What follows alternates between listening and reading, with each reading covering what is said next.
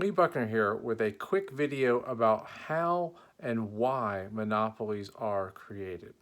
So first on the why. When you think about firms, they all have the same goal of maximizing profit.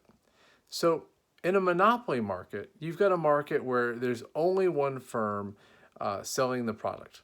So imagine if before there was just one firm selling the product in the market, there were a bunch of them. So take for example, today in the United States, there are four major providers of cellular telecommunication services. You've got Sprint, you've got Verizon, you've got AT&T, and you've also got T-Mobile. So it's not a monopoly market. You've got competition. But imagine if it were to become a monopoly market. What might it look like for that one firm that's left, for the monopolist? So if you got four firms in a market, and then if one of them disappeared, like say Sprint and T-Mobile merged and there was three competitors rather than four, what you'd expect to see is the remaining firms are all going to sell more of their product, and they're also probably going to charge a slightly higher price for their product.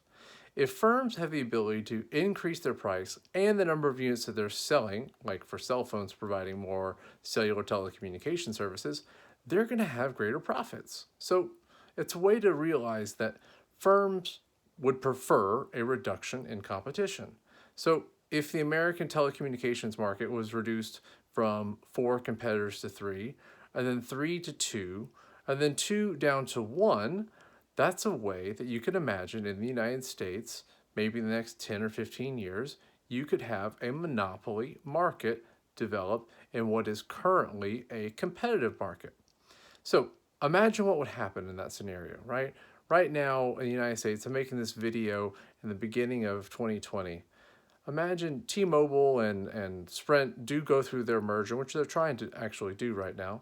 And then you only have three competitors. And then maybe AT&T merges with that company. And then there's only two competitors, Sprint and this AT&T, T-Mobile, Verizon combo company.